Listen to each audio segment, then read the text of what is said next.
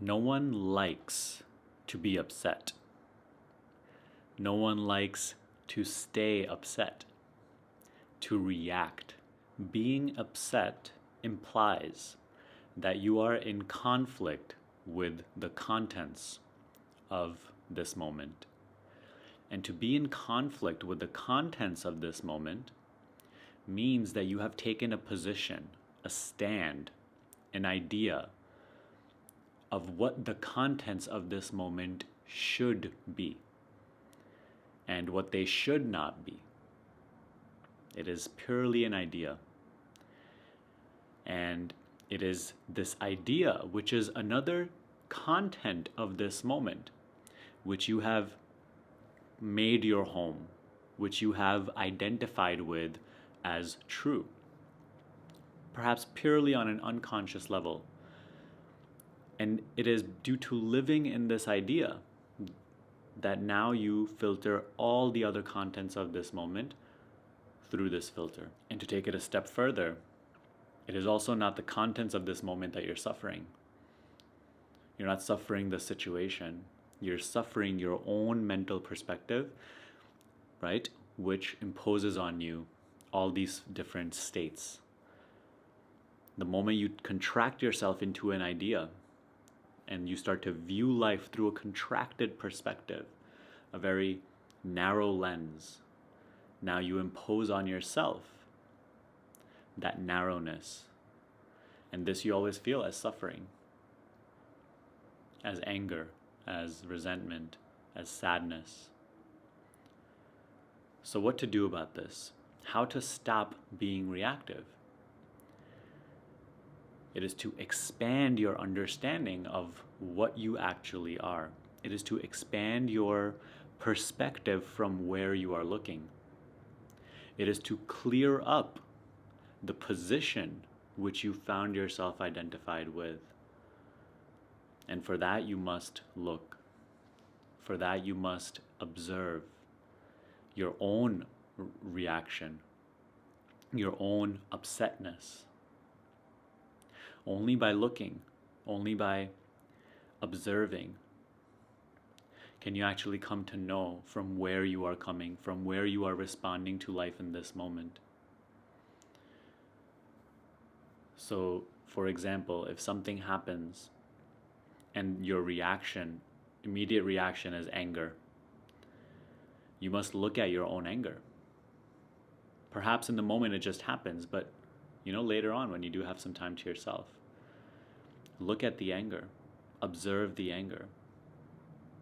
Observe to understand, not to interpret or judge. So what I'm speaking of is bring your attention to the anger, to the sadness, and just look. This is one capacity you have to learn to build if you want to loosen up these narrow perspectives and open yourself up to a greater receptivity, a greater seeing. Because when you interpret the contents of this moment, all you do is you just get more and more stuck in that mental filter, in that perspective. The thoughts that you are having in this moment only reinforce your current template, you see? So you must learn to look at life. You must learn to observe without interpreting, without judging, without trying to change, without trying to even comprehend. And then the true understanding of what needs to be realized at this moment can come to you, can flow to you, because you're opening yourself up. You're becoming receptive. The initial response, right, which is that very reaction of anger or sadness, may not become under your control. It just happens. It's just pure conditioning of the mind. But through this sort of observation, observing your own reactions to life, you will start to understand yourself. You will start to dissolve these emotions and the mental positions which you identify with, your ideas which you identify with, which are causing these emotions and which keep the solution hidden, you see, which keep you in conflict with life. And as you observe, you learn to see that I am not just just this body responding to life. I am not just this bundle of thoughts that are claiming that this should happen and this should not happen, responding to this situation, right? I'm not just this body. I'm not just this bundle of thoughts. I'm not just the emotion that happens. I don't just have to take my upsetness for granted. I don't just have to accept it for like, that's just what it is and that's what happens and that's normal. You see, what is considered normal is just habitual. Yet normal never feels bad. Normal is always sort of natural, effortless, easeful. Yet your upsetness takes great effort. It takes great energy. It exhausts you. So it may be habitual, but is not natural. It may be normal, but it is not true.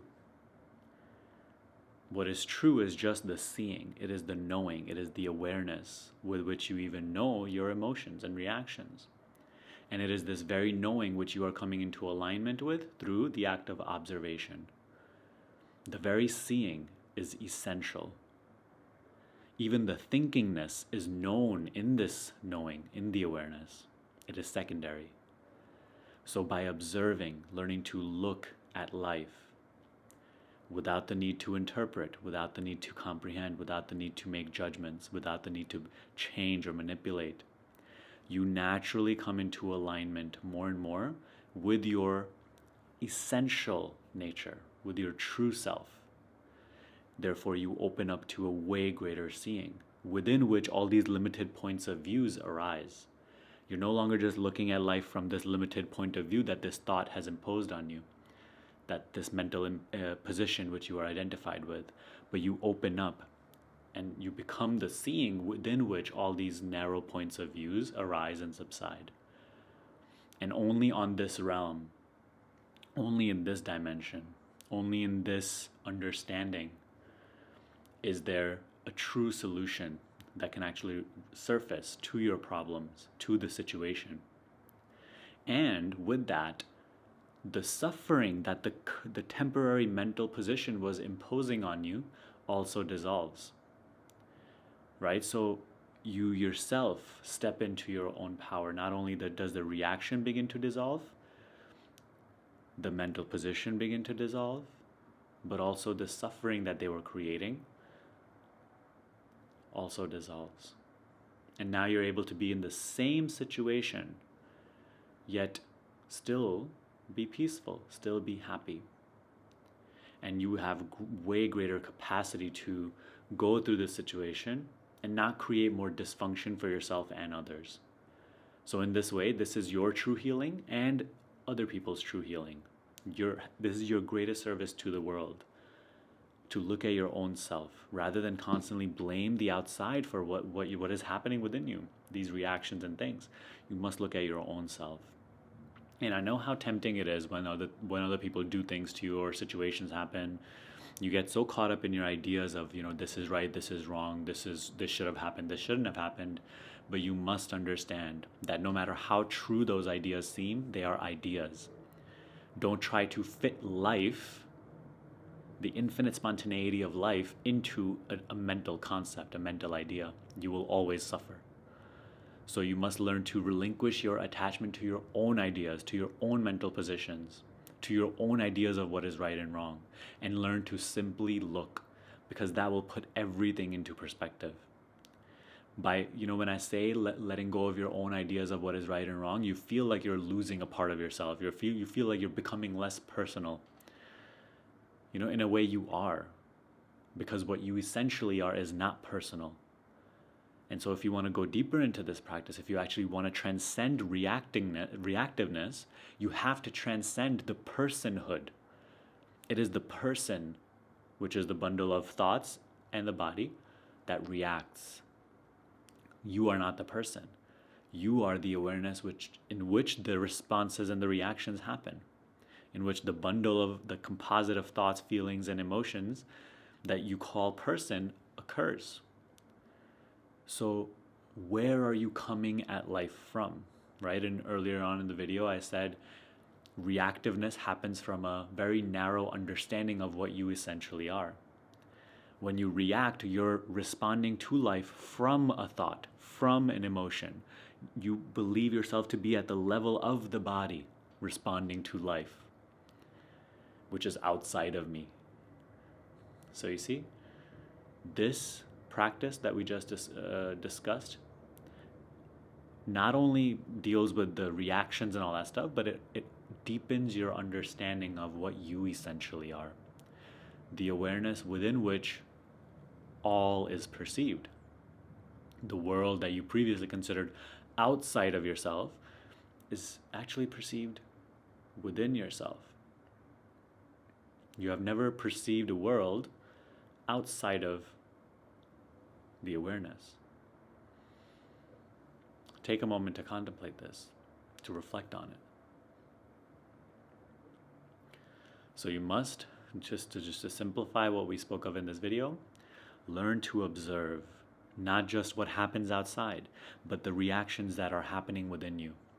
Learn to observe what is arising, your own thoughts and emotions, without the need for further commentary, without the need to further impose on what you see your ideas of good, bad, right, wrong, true, not true.